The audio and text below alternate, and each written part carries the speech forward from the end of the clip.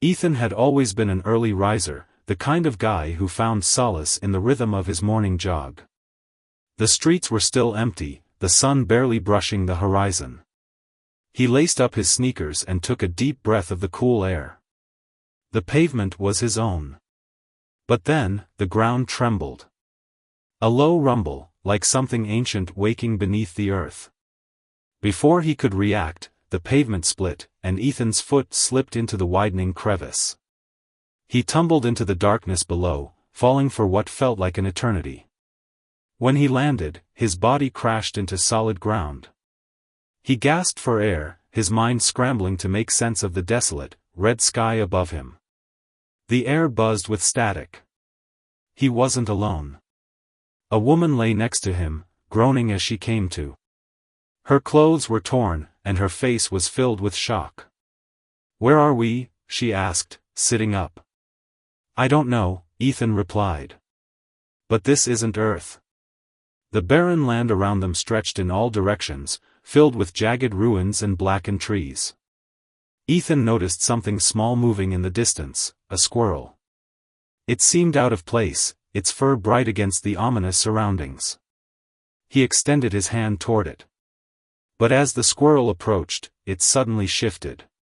Its body rippled, its fur darkened, and its teeth elongated into sharp fangs. With a guttural screech, it lunged at them. Ethan and the woman bolted. The creature's claws slashed at the air as it pursued them. They ran toward a massive gate in the distance, an ancient structure etched with glowing symbols. Ethan's heart pounded, but then something strange happened. His legs moved faster, almost too fast. The world blurred around him. He was running with superhuman speed, a rush of energy surging through his body. The woman kept pace, but the creature was closing in. They reached the gate, and with one final leap, Ethan dove through, the woman close behind. Just as the creature's claws reached for him, everything went black. Ethan jolted awake, gasping for air. The cool morning air hit his face, and he was lying on the pavement, the familiar city streets surrounding him. He blinked, disoriented. Was it a dream? Beside him, the woman was waking up too. She looked just as confused. "Did we make it?" she asked. Ethan glanced around, unsure.